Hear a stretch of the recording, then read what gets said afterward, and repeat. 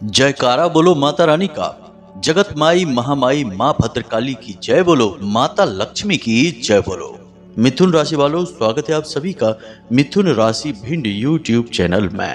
बंधुओं, दीपावली के दिन चुपचाप मंदिर में जाकर दान कर आना यह एक दिव्य चीज। इस चीज का महत्व इतना अधिक है और यह एक चीज का दान माता लक्ष्मी को इतना अधिक प्रिय है कि पुराणों में स्पष्ट वर्णन मिलता है कि इस एक चीज के दान से माता लक्ष्मी बेहद प्रसन्न होती हैं और दान करने वाले के लिए अपने सारे खजाने खोल देती हैं। जब आप इस दान को करेंगे उसके बाद आपके जीवन में बहुत सारे चमत्कारी बदलाव होने शुरू हो जाएंगे।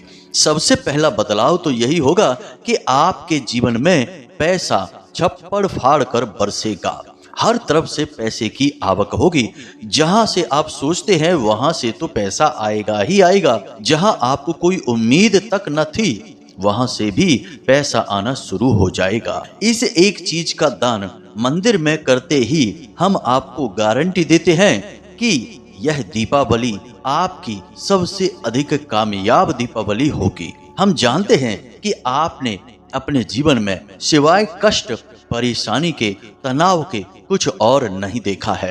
अब समय आ गया है कि जब माता लक्ष्मी की कृपा आपके जीवन में जरूर आनी ही चाहिए। आपके जीवन में धन संपत्ति, खुशियां, मानसिक शांति और पवित्र प्रेम को निश्चित तौर पर आना ही चाहिए। कहने का मतलब यह है कि आपके जीवन में चल रहे कष्ट, परेशानियों का अब अंत होना ही चाहिए। और इस कार्य को करने के लिए दीपावली का यह जो दिव्य दान है, यह सर्वोत्तम समाधान है। याद रखना बंधुओं कि दीपावली एक ऐसा पर्व है जिसे स्वयं देवी देवता भी प्रमाणित करते हैं। और यदि बड़ी ही चतुराई और कुशलता और पवित्रता के साथ दीपावली के दिन कुछ जरूरी कार्य कर लिए जाएं, तो देवी देवता अपनी सिद्धियां देने से भी पीछे नहीं हटते हैं। श्रीमद् भागवतम में कहा गया है कि दीपावली का दिन मानव कल्याण के लिए बनाए गए सभी दिनों में सर्वोत्तम है, क्योंकि इस दिन माता लक्ष्मी ने स्वयं भगवान श्री हरि विष्णु का वर्ण किया था। सृष्टि के समस्त देवी देवताओं ने इस हर्ष उल्लास में सम्मिलित होकर अपनी खुशी दर्ज कराई थी। और दीपावली के इस विशेष दान के विषय में भी श्रीमद् भागवतम में, पद्म पुराण में, विष्णु पुराण में और यहाँ तक कि देवी भागवत में भी बताया गया है। तो कहने का मतलब यह है बंधुओं कि यह एक ऐसा दान है जिसे करने वाला चाहे कैसा भी व्यक्ति हो, अपने जीवन में किसी भी स्थान पर हो, चाहे वह गरीब हो, अमीर हो, भिखारी ही क्यों ना हो, उसे भी माता लक्ष्मी की सर्वोत्तम कृपा प्राप्त हो जाती है। परिस्थितियां चाहे उसके जीवन में कैसी ही क्यों ना बनी हो, धन लक्ष्मी तो उसके जीवन में आती ही आती है। और एक बात याद रखना कि जिसके जीवन में माता लक्ष्मी का आगमन हो गया तो उनके साथ भगवान श्री हरि विष्णु, भगवान गणेश और माँ सरस्वती भी अवश्य आती ही हैं। और आप समझिए कि जब भगवान गणेश आएंगे तो उनकी पत्नियां रिद्धि और सिद्धि और उनके पुत्र शुभ और लाभ तो आएंगे ही आएंगे। तो फिर उस इंसान के जीवन में किसी भी प्रकार का कष्ट कैसे रहेगा जब सभी देवी देवता माता लक्ष्मी के साथ साथ आपके घर में प्रवेश कर जाएंगे। तो फिर हर जगह आपकी कार्य सिद्धि होगी ही होगी, हर जगह आपकी विजय होगी ही होगी। समाज में आपके नाम का डंका तो बजेगा ही बजेगा। और काम चाहे आप कोई भी करते हो, चाहे आप एक छोटी सी दुकान के मालिक हो, किसी छोटी सी नौकरी को ही क्यों ना करते हो, अगर एक बार माता लक्ष्मी ने आपके ऊपर कृपा कर दी तो आपको लाखों करोड़ों में खेलते देर नहीं लगेगी। ऐसे हजारों उदाहरण आप अपने आसपास आज के समय में देखते होंगे कि लोग जरा सी चाय की एक छोटी सी दुकान शुरू करके लाखों करोड़ों रुपए कमाने लग जाते हैं। छोटे से छोटे काम को करने वाले भी आज के समय में करोड़पति बन बैठे हैं। बस कहीं ना कहीं से किसी न किसी प्रकार से उनके ऊपर माता रानी की कृपा आ रही है। इसलिए अब हर एक व्यक्ति यह नहीं कर सकता, हर चाय बेचने वाला व्यक्ति करोड़पति नहीं हो सकता, हर रेड़ी लगाने वाला व्यक्ति करोड़ों में नहीं खेल सकता, बड़े व्यापार का मालिक नहीं बन सकता है। अगर माता रानी की कृपा होगी तभी यह हो सकता है। तो बस आज का यह जो कार्यक्रम है ना, यह 100% गारंटी के साथ हम कहते हैं कि जीवन में आपके चमत्कारी बदलाव लेकर आएगा ही आएगा। अब एक और खास बात बंधुओं, हमने यह कार्यक्रम बहुत गहरे अध्ययनों से, ज्योतिषीय आंकलनों से और माता रानी की विशेष अनुभूतियों के आधार पर आपके लिए तैयार किया है। आपको यह कार्यक्रम हमारे कहने से अंत तक अवश्य देखना ही होगा, क्योंकि आप इस कार्यक्रम को अंत तक देखेंगे तभी इसमें बताए गए विशेष उपाय और क्रिया फलित होंगी और उस एक चीज को दान करने का आपको पूर्ण फल प्राप्त होगा। लोग कहते हैं गुरुजी आप सीधे सीधे उसी चीज के बारे में बता दिया करिए, इतना लंबा वीडियो क्यों बनाते हैं? हमें समझ में नहीं आता है कि लोगों को हमेशा ज्ञान हासिल करने में जल्दबाजी क्यों रहती है। एक तरफ तो आपको अपने सारे कष्टों से मुक्ति चाहिए, जीवन में सुख और आनंद चाहिए, और दूसरी तरफ जब आपको कोई ऐसी गहरी बातें बता रहा होता है तो आपको उसमें दिलचस्पी नहीं है। आप बस जल्दबाजी में मुख्य बातें जान लेना चाहते हैं और आगे बढ़ जाना चाहते हैं। तो ऐसा कैसे होगा? जहां गंभीरता नहीं है, जहां धैर्य नहीं है, वहां देवी देवता भी नहीं रह सकते हैं और वहां कल्याण भी नहीं है। जी हाँ बंधुओं, याद रखना कि हम आपके जीवन को बदलने वाला महान ज्ञान आपको देने की कोशिश करते हैं, जो हमारे अनुभवों पर आधारित होता है। हजारों लाखों लोगों के जीवन में हमने परिवर्तन लेकर आए हैं इसी विशेष ज्ञान के आधार पर। हम यहाँ पर आपको मैगी बनाना नहीं सिखा रहे हैं कि 2 मिनट में बनकर तैयार हो जाएगी। अगर आपको 2 मिनट वाली चीजें ही पसंद आती हैं तो उन्हें ही देखिए, उसकी भी कमी नहीं है। YouTube पर भरे पड़े हैं ऐसे ऊट पटांग वीडियो। बस जीवन बदलने के बारे में फिर मत सोचना, जहां पड़े हो वहीं पड़े रहना, जीवन भर वैसे ही कष्ट भोगते रहना और रोते रहना। अब हो सकता है कि आज हमारी ये बातें किसी को थोड़ी सी कड़वी लगें या चुभ भी सकती हैं, लेकिन बंधुओं हम यहाँ किसी के मन को बहलाने के लिए नहीं बैठे हैं। हम यहाँ पर आध्यात्मिकता की, धर्म की, माता रानी की और जीवन में दशा और दिशा बदलने की बातें कर रहे हैं। जिसको अपने जीवन में सचमुच में आध्यात्मिकता लानी है, ईश्वर को लाना है, बदलाव लाना है, सुखी होना है, उसे तो हमारी बातें सब समझ में आ जाएंगी। बाकी मूर्खों का क्या है, वो तो आते जाते रहते हैं, वो किसी के सगे नहीं होते हैं, हमें उनके साथ की भी आवश्यकता नहीं है। तो उम्मीद है बंधुओं कि आपको हमारी बातें समझ में आ रही होंगी। चलिए अब अपने मुख्य विषय को प्रारंभ करते हैं, आज के इस कार्यक्रम को प्रारंभ करते हैं। माता रानी को आभार अवश्य व्यक्त कर देना और कमेंट बॉक्स में पूरे प्रेम से लिख देना जय मां भद्रकाली कृपा करो, साथ ही साथ जय मां लक्ष्मी कृपा करो अवश्य लिख देना। माता रानी आप पर पूर्ण कृपा करेंगी। तो चलिए जल्दी से कार्यक्रम को शुरू करते हैं। बंधुओं अब ध्यान से सुनिए। जैसे धनतेरस का पर्व होता है, लोग सोचते हैं चलिए बाजार जाते हैं, कुछ सामान खरीद लाते हैं, सिक्का खरीद लाते हैं, चांदी का कुछ बर्तन ले आते हैं और मन गया धनतेरस का त्योहार। उसी प्रकार दीपावली का त्योहार आता है तो लोग सोचते हैं कि माता रानी की और गणेश जी की छोटी छोटी मूर्तियां और तस्वीरें लेकर आते हैं और शाम को उनकी आरती कर देते हैं, दीपक जला देते हैं, मन गया दीपावली का त्योहार। थोड़ी बहुत प्रसाद और मिठाइयां इधर उधर बांट देंगे, बच्चे पटाखे चला लेंगे, त्योहार समाप्त हो गया। इस तरीके से सामान्य जन अपना त्योहार मनाते हैं और हर साल मनाते हैं, और दीपावली के पहले और दीपावली के बाद कोई परिवर्तन नहीं आता जीवन में, सब कुछ ज्यों का त्यों रहता है। दीपावली का त्योहार केवल एक औपचारिकता मात्र रहता है कि भैया त्योहार आ गया है, हमने मना लिया, सब मना रहे थे, अब हमारे जीवन में क्या इसका कोई फर्क पड़ रहा है, नहीं पड़ रहा है, कुछ नहीं मालूम है। यह एक अंधी दौड़ है और सभी इसी में भागे जा रहे हैं। कोई किसी भी तीज त्योहार के महत्व को नहीं समझ रहा है, दिव्य शक्तियों की जरूरतों को नहीं समझ रहा है, बस एक दूसरे को देखा देखी फॉलो करने में लगे हुए हैं। अब ध्यान से सुनिए। धनतेरस का त्योहार और दीपावली का त्योहार हर एक हिंदू के लिए सर्वश्रेष्ठ त्योहार हैं। इन्हें त्योहार कहने से ज्यादा हर एक इंसान की जरूरत कहा जाए तो ज्यादा सही होगा। अब धनतेरस का त्योहार क्यों मनाते हैं? भगवान धन्वंतरी समुद्र मंथन के बाद प्रकट हुए थे इसी दिन।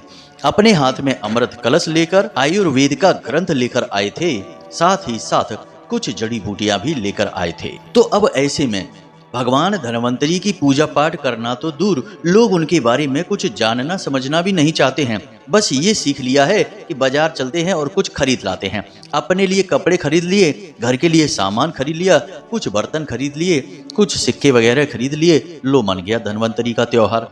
लेकिन क्या यह सही तरीका है? नहीं। धन्वंतरी भगवान श्री हरि विष्णु के ही अवतार हैं और उनका प्राकट्य न केवल इंसान बल्कि देवी देवताओं के भी कल्याण के लिए हुआ था। धन्वंतरी भगवान को देवी देवताओं का वैद्य कहा जाता है। तो अब एक साधारण जन को क्या करना चाहिए? आज आप इस कार्यक्रम को सुन रहे हैं, यदि धनतेरस से पहले सुन रहे हैं या धनतेरस के दिन सुन रहे हैं, तो आप 2 काम अवश्य कर लेना। पहला काम कि बाजार से आप चाहे कुछ खरीदें या ना खरीदें, परंतु आपको भगवान धन्वंतरी की 2 तस्वीरें अवश्य खरीदनी ही खरीदनी है हर हालत में। और उन तस्वीरों को आप बाकायदे फ्रेम करवा लेंगे ताकि वे बाद में कटे फटे नहीं, वरना वो खंडित हो जाएंगी। उन तस्वीरों में से एक तस्वीर को आप अपने घर के पूजा घर में रख दें, दूसरी तस्वीर को आप अपने घर के रसोई घर में रख दें। रसोई घर की दक्षिणी दीवार पर रखें, पूजा घर के भी दक्षिणी दीवार पर रखें। और प्रतिदिन इस तस्वीर के नीचे आप गाय के घी का एक दीपक अवश्य जलाया करें। यह आपके लिए बेहद अनिवार्य उपाय भी बन जाएगा और धनतेरस का सबसे अच्छा पर्व भी बन जाएगा। जी हाँ बंधुओं, इससे भगवान धन्वंतरी की ऊर्जाएं आपके घर में प्रवेश करेंगी। आपके घर में कोई भी बीमार नहीं होगा, और अगर बीमार होगा भी तो तुरंत ठीक हो जाएगा। वो होता है ना कि बहुत से लोगों के घर में लगातार एक के बाद एक कोई ना कोई बीमार बना ही रहता है, या फिर एक ही व्यक्ति लगातार बीमार बना रहता है और उसके इलाज में बहुत सारा पैसा खर्चा होता रहता है। यह तभी होता है जब भगवान धन्वंतरी आपके घर से चले जाते हैं, उनकी कृपा आपके घर में नहीं होती है। अब रसोई घर में धन्वंतरी को स्थापित करना बेहद आवश्यक है, क्योंकि रसोई घर में ही उनका मुख्य निवास होता है। आपका रसोई घर कैसा है, उसकी स्थिति क्या है, वहाँ क्या पकता है, इस पर निर्भर करता है कि आपके घर के लोगों की ऊर्जा का स्तर क्या है, स्वास्थ्य कैसा है, बीमारियां हैं कि नहीं है। यानी आपके घर का पावर हाउस आपका रसोई घर है। और हिंदू धर्म, हमारी सनातनी परंपरा के अनुसार हमारे रसोई घर में कम से कम 14 प्रकार के देवी देवताओं का वास माना गया है, जिसमें भगवान धन्वंतरी सर्वोत्तम हैं। दूसरा कार्य आपको यह करना है कि बाजार से आपको मिट्टी का एक घड़ा, छोटा सा घड़ा खरीदना है, बिल्कुल छोटा सा। अगर छोटा सा घड़ा ना मिले तो आप मिट्टी का एक कुल्हड़ भी ले सकते हैं। कुल्हड़ के ऊपर मिट्टी का ही ढक्कन लगेगा, जिसे हम पारा बोलते हैं। छोटा सा घड़ा आप लेते हैं, मटकी लेते हैं, उस पर भी मिट्टी का ढक्कन लगना चाहिए। आपने यह लेना है और इसे धनतेरस के दिन ही, अब यदि धनतेरस का त्योहार निकल जाए तो आप किसी भी दिन, दीपावली के दिन भी आप इस क्रिया को कर सकते हैं। तो आपको क्या करना है कि उस मिट्टी की मटकी में आपको कुछ खास चीजें डालनी है। सबसे पहले आपको पवित्र जल डालना है, यानी कि शुद्ध जल ही पवित्र जल होता है। तो आपको शुद्ध जल उसमें डालना है, थोड़ा सा गंगा जल डाल देना है। उसके बाद आपको उसमें थोड़े से चावल डालने हैं। 10-11 चावल के दाने ही पर्याप्त हैं। याद रखना कि चावल खंडित नहीं होने चाहिए। इसके बाद एक सिक्का उसमें आप डाल सकते हैं। यदि आपके पास चांदी का सिक्का है तो सर्वोत्तम है, और यदि नहीं है तो आप कोई भी सिक्का डाल सकते हैं। एक सिक्का उसमें डालें, उसके बाद थोड़ी हल्दी डालें और एक तुलसी का पत्ता उसमें डालें, और उसके ऊपर मिट्टी का ढक्कन जो आप लाए थे उसे लगा दें। और उसके बाद आप उसे लाल रंग के कोरे कपड़े से, नया कपड़ा बाजार से खरीद कर लाएं, उस कपड़े से उसे चारों तरफ से लपेट दें। और उसके बाद उसके ऊपर आप मौली, यानी कि लाल रंग का जो धागा होता है जिसे कलावा कहते हैं, उसे भी चारों तरफ से लपेट दें। और उसके बाद आप उसे अपने घर के नैऋत्य कोण में, नैऋत्य कोण कौन सा होता है घर में, देखें दक्षिण दिशा और पश्चिम दिशा कहाँ पर है। मोबाइल में आप अपने कंपास ऑन करें। अगर कंपास नहीं है तो आप मोबाइल में डाउनलोड कर लें कोई भी कंपास ऐप, जिससे आपको यह पता चल जाएगा कि सटीक पश्चिम दिशा कहाँ है, सटीक दक्षिण दिशा कहाँ है। दिशाओं में अक्सर लोग गलतियां कर जाते हैं क्योंकि मकान थोड़े तिरछे होते हैं। आप छत पर भी जाकर देखेंगे तो देखेंगे कि आपके घर में सूर्य देवता थोड़े से कोने पर निकलते हैं, वही पूर्व दिशा है। तो आपने ठीक पश्चिम दिशा और दक्षिण दिशा के बीचों बीच बनने वाले कोने को नैऋत्य कोण कहा जाता है। नैऋति यानी कि माता लक्ष्मी, उन्हीं का दूसरा नाम है, और उन्हीं के लिए यह कोना बना हुआ है। आपको नैऋत्य कोण में इस पात्र को मिट्टी के नीचे दबा देना है। अब यदि आपका घर कच्चा है तब तो अच्छी बात है, आप आराम से इसे दबा देंगे, एक गड्ढा खोदेंगे और वहां पर इसे दबा देंगे। अब यदि आपका घर कच्चा नहीं है या आप दूसरी मंजिल पर रहते हैं तो टेंशन की बात नहीं है, बाजार से एक गमला लेकर आइए। गमला प्लास्टिक का नहीं होना चाहिए, सीमेंट वगैरह का होना चाहिए। उस गमले में आप ताजी मिट्टी भरिए और उसके बाद आप उस मिट्टी में इसे दबा दीजिए। इस कुल्हड़ को या छोटा मटका आपने लिया, छोटी मटकी ली है, इसे आप उसमें दबा दीजिए और ऊपर से भी मिट्टी डालकर अच्छी तरह से ढक देना है।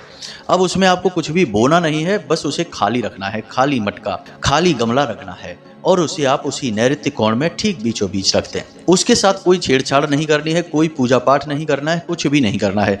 यह असल में स्थापना है। सबसे पहली स्थापना शुक्र देव की है, क्योंकि जो कच्ची मिट्टी होती है वह शुक्र का सूचक होती है। दूसरी स्थापना मंगल की है, यानी कि जो आपने मटकी या कुल्हड़ लिया है तो पकी हुई मिट्टी जो होती है वह मंगल का सूचक होती है। इसी के साथ जल जो देवता हैं वो आपके धन आगमन के सूचक होते हैं। उसी के साथ साथ चावल है, सिक्का है, तुलसी माता है, गंगा जल है, ये सारी पवित्र ऊर्जाएं हैं और ये सारी ऊर्जाएं माता लक्ष्मी की सूचक हैं। हल्दी भी आपने डाली है, माता लक्ष्मी को आकर्षित करने का काम करती हैं। हम भूल गए आपको बताना कि इसमें आपको एक इलायची भी डालनी है। अब आपने ये सारी चीज़ें डाली, ये सारी चीज़ें माता लक्ष्मी के स्थापन के लिए, यानी आपने अपने घर में शुक्र की स्थापना की है, माता लक्ष्मी की स्थापना कर ली है और यह बहुत आवश्यक है। लोग अक्सर यह कहते हैं कि गुरुजी हम पैसा तो कमा लेते हैं लेकिन पैसा रुकता नहीं है घर में, एक हाथ आता है और दूसरे हाथ निकल जाता है, कितनी ही कोशिश करें पैसा बचता ही नहीं है। तो ऐसे लोगों के लिए यह बहुत अच्छा समाधान है। पैसा आएगा भी और आपके घर में रुकेगा भी। आप अगर खर्च कर भी देंगे तो फिर कहीं ना कहीं से आने की व्यवस्था बन जाएगी। इसी के साथ साथ कुछ लोग यह कहते हैं कि गुरुजी हमारा काम धंधा व्यापार लगातार धीमा होता चला जा रहा है, व्यापार लगातार डूबता चला जा रहा है। ऐसे लोगों के लिए भी यह अच्छा उपाय है, क्योंकि आपने अपने घर में माता लक्ष्मी की स्थापना कर दी है और जब आपने यह कर दिया तो माता लक्ष्मी तो आएंगी ही आएंगी। आमदनी आप देखेंगे कि दूसरे दिन से ही आपकी बढ़नी शुरू हो जाएगी। यह बहुत ही शक्तिशाली उपाय क्रिया है, इसे आप जरूर कर लेना और दीपावली के दिन तो हर हालत में कर ही लेना, चूकना मत बंधुओं। हम आपको बता रहे हैं ये क्रियाएं सचमुच में कार्य करती हैं, सैकड़ों हजारों लोगों पर कार्य करी हैं, तभी आपको हम बता रहे हैं। दूसरा कि अगर आप दीपावली का दिन चूक जाते हैं तो उसके बाद फिर पूरा 1 साल लगेगा आपको फिर से इस क्रिया को करने में, यानी कि बहुत लंबा इंतजार आपको करना पड़ेगा। अब ध्यान से सुनिए, हम आपको बताने जा रहे हैं इस एक चीज के विषय में जिसे आपको दीपावली के दिन मंदिर में जाकर दान अवश्य कर ही देना चाहिए। इससे माता लक्ष्मी की स्पष्ट कृपा आपके जीवन में आएगी ही आएगी। तो ध्यान से सुनिए, माता रानी के किसी भी मंदिर में यदि कोई इंसान छत्र का दान करता है तो उसके जीवन में 100% माता की कृपा आती ही आती है। इसी प्रकार श्रृंगार का सामान जैसे लाल हरी चूड़ियां, साड़ी, सिंदूर, कुमकुम, बिंदी, जो भी कुछ आप पर बन पड़ता है, यह श्रृंगार का सामान आप अवश्य दीपावली के दिन मंदिर में दान कर ही देना। और सबसे बड़ी बात, नमक की एक थैली और हो सके तो एक घंटी। घंटी चाहे कैसी भी हो, बड़ी हो छोटी हो, कैसी भी हो। हमारे हिंदू धर्म में, सनातनी परंपरा में छत्र दान करना और घंटी दान करना बहुत प्राचीन परंपरा है और लोग अपने बड़े बड़े मनोरथ सिद्ध करने के लिए इन चीजों का दान किया करते थे। इसीलिए आपने अक्सर देखा होगा कि मंदिरों में आप जाएंगे तो आपको कई कई घंटे, बड़े बड़े या फिर छोटी छोटी घंटियां मंदिर में लटकी दिखाई देती हैं। वे अक्सर दान की होती हैं। लोग अपनी अपनी इच्छा और सामर्थ्य के अनुसार इन्हें दान करते हैं। तो आपको क्या करना है, ध्यान से समझिए। दीपावली के दिन आपको बाजार जाना है, बाजार से एक छत्र खरीदना है। पूजा की दुकान पर जाएंगे जहां पूजा पाठ का सामान बिकता है, वहां आप एक छत्र खरीदेंगे। अब हो सकता है कि छत्र आपको ना मिले, क्योंकि छत्र बहुत महंगा भी पड़ता है, सोने और चांदी का होता है। लेकिन आजकल फाइबर के और लकड़ी के और पुट्ठे के बने हुए भी आने लगे हैं, कार्डबोर्ड वगैरह के। तो अगर आपको मिल जाता है तो सर्वोत्तम है, और यदि नहीं मिलता है तो आप एक छोटा सा सिंहासन खरीदें जिसके ऊपर छत्र बनाया गया हो। बहुत से ऐसे सिंहासन आते हैं जिन पर की छत्र बनाया जाता है, आप वह सिंहासन खरीदें माता रानी के नाम से। दूसरा कि माता रानी की श्रृंगार की संपूर्ण सामग्री अपनी तरफ से खरीदें। आप बाजार में जो बना हुआ पैकेट आता है उसे ना खरीदें, उसमें घटिया क्वालिटी की चीजें होती हैं। आप अच्छा सामान खरीदिए, क्योंकि आप माता रानी को दान कर रहे हैं। जिनके लिए पूरी दुनिया तरस रही है, आप उन्हें कुछ देने की कोशिश कर रहे हैं। तो कम से कम आप ऐसा तो दीजिए जिसे आप स्वयं भी प्रयोग कर सकें। सिंदूर अच्छी क्वालिटी का रखना है, चूड़ियां अच्छी वाली रखनी है, साड़ी अच्छी रखनी है। चुनरी दान मत करिए, चुनरी जरा सी 2-5 रुपए की आप दान कर देंगे, यह ठीक नहीं है। क्या आप उस चुनरी को अपने पास रखेंगे? कोई भी नहीं रखेगा। फिर आप ऐसी चीज भगवान को दान क्यों करते हैं? हमने कई बार ऐसा देखा कि बहुत से लोग अखंड ज्योति जलाते हैं और उसमें 200 रुपए वाला, 200 रुपए किलो वाला घी लाकर जलाते हैं और उस घी के डिब्बे पर ही लिखा रहता है कि यह खाने के लिए नहीं है, केवल दीपक जलाने के लिए है। तो आप समझिए कि जिस घी को आप नहीं खा सकते, उस घी से आप अपनी अखंड ज्योति जला रहे हैं, कितना बड़ा पाप कर रहे हैं। इससे तो अच्छा आप तिल का तेल जला लीजिए या सरसों के तेल से जला लीजिए। ऐसा मूर्खतापूर्ण कार्य कभी नहीं करना चाहिए। भगवान को हम वह दें जो हमारी नज़र में हमारी क्षमताओं के अनुसार श्रेष्ठ हो। फिर भगवान से हम वो मांगें जो कि भगवान की तरफ से श्रेष्ठ हो। हम भगवान को अपनी तरफ से घटिया चीजें देंगे तो भगवान भी तो हमें फिर वैसा ही देंगे। यह तो प्रकृति का विधान है कि हम जो देते हैं वही हमें मिलता है। तो आप थोड़ी सी अपने मन पर मजबूती करिए। त्योहार के समय पर वैसे भी बहुत सारी फिजूल खर्चियां होती ही हैं, आप इसको भी करके अवश्य देखिए। यह फिजूल खर्ची नहीं है, यह आपका सर्वोत्तम खर्चा होगा। आपने एक सिंहासन लेना है, माता रानी की श्रृंगार का सामान लेना है, अच्छा सामान लेना है, अपनी क्षमता के अनुसार जो आपको अच्छा लगे वह लेना है। और इसी के साथ नमक की एक थैली लेनी है और एक घंटी छोटी सी आप ले लें जिसे आप मंदिर में ही टांग सकें और वह घंटी अक्सर बजे ऐसे स्थान पर आप टांगे। बस इतना सा आपको सामान लेना है और इसे आप दीपावली के दिन पूरे भाव के साथ मंदिर में दान कर आइए। याद रखना बंधुओं कि यह दान बहुत ही शक्तिशाली दान है। छत्र क्या है? माता रानी के सिर के ऊपर की गई छाया है, इसी को तो छत्र कहते हैं। इसी के साथ साथ घंटी क्या है? माता रानी के आवाहन और स्वागत में बजाई गई घंटी है। और नमक स्वयं माता लक्ष्मी का स्वरूप है, माता लक्ष्मी का साक्षात स्वरूप माना जाता है। इसीलिए हमारे सनातनी परंपरा में कहा जाता है कि नमक कभी किसी को मांगने से भी नहीं दिया जाता है, देना भी नहीं चाहिए, वरना आपकी लक्ष्मी आपसे रूठ कर चली जाती है। तो नमक का दान हो गया। और माता रानी के श्रृंगार का, जब आप दीपावली पर अपने लिए नए वस्त्र खरीदेंगे, अपने बच्चों के लिए नए वस्त्र खरीदेंगे, तो माता रानी को क्यों नहीं नए वस्त्र? तो आप माता रानी को श्रृंगार भी दे रहे हैं। बस यहाँ से आपका भाव 100% प्रकट होता है। देवी देवताओं को आपसे कुछ भी नहीं चाहिए, बस वे आपके भाव और आपके क्रियाकलापों को देख रहे हैं, आपके कर्मों को देख रहे हैं। आप क्या कर रहे हैं इस पर उनकी नजर है, कैसे कर रहे हैं वे इसे भी जानते हैं, क्योंकि वे अंतर्यामी हैं। और जब आपका भाव सर्वोत्तम है तो फिर भगवान अपने दरवाजे तुरंत खोल देते हैं, माता रानी अपना भंडारा तुरंत खोल देती हैं और फिर जीवन में आती है सदगति। और जब माता रानी प्रवेश करती है जीवन में तो कई बार हमने ऐसा देखा है कि किसी एक व्यक्ति के द्वारा किए गए पुण्य कर्म आगे कई पीढ़ियों तक चले जाते हैं। जी हाँ बंधु, हमारे यहाँ एक देसी कहावत ऐसी कही जाती है कि बाढ़े पूत पिता के धर्मा, यानी कि पिता ने जो धर्म किया उसके धर्म के प्रभाव से उसके बच्चों तक का लालन पालन हो जाता है। तो आप जो कार्य आज करेंगे और माता रानी की कृपा को मेहनत करके अपने जीवन में लेकर आएंगे, वह आपकी कई पीढ़ियों तक जा सकती है। तो देवी देवता वैसे इतनी आसानी से किसी पर कृपा करते नहीं हैं, लेकिन एक बार जब कृपा करनी शुरू हो गई तो फिर जीवन पर्यंत माता रानी की छाया में ही आपका गुजरेगा और आपकी आने वाली पीढ़ियां भी सुधर जाएंगी, उनका भी जीवन सुखमयी हो जाएगा। जी हाँ बंधु, हमने सारी बातें आपको स्पष्ट तौर पर विस्तार से समझाकर बताई हैं। अब बाकी जो आप नियमित पूजा पाठ अपना करेंगे उसे तो आप करते ही रहिए, सभी लोग करेंगे। आपने भी पिछले कई दिवालियों में पूजा पाठ की है ही, तो बस वैसे ही कर डालना। बस ये जो 2 काम आपने नहीं किए हैं पिछली दिवालियों में, उसे आप इस दिवाली पर कर डालिए और फिर देखिए कि यह दिवाली आपके जीवन में कैसे बदलाव लेकर आती है। लिख कर रख लेना हमारी बात, आपका जीवन 100% बदलेगा ही बदलेगा। जी हाँ बंधुओं, तो उम्मीद है कि सारी बातें आपको समझ में आ गई हैं। कुछ यदि हमारी बातें आपको अच्छी न लगी हो, थोड़ी चुभ गई हो, तो इसके लिए हम आपसे क्षमा प्रार्थी हैं। हम आपके दिल को नहीं दुखाना चाहते, हम तो केवल आपके हृदय में बैठे हुए जो थोड़े बहुत दोष हैं उन्हें मिटाने के लिए थोड़ी सी सख्ती दिखाते हैं। तो चलिए बंधु, आज के इस कार्यक्रम को यहीं पर समाप्त करते हैं। हमेशा हंसते रहिए, मुस्कुराते रहिए, सकारात्मक रहिए और भगवान के दरबार में, मंदिर में दिन में एक बार तो हो आइए, क्योंकि आपका उद्धार भी वहीं से होना है। चलिए मिलते हैं अगले ज्ञानवर्धक कार्यक्रम में। प्रेम से बोलिए जय माई की जय, माँ भद्रकाली। माता रानी आपका कल्याण करेंगी। धन्यवाद।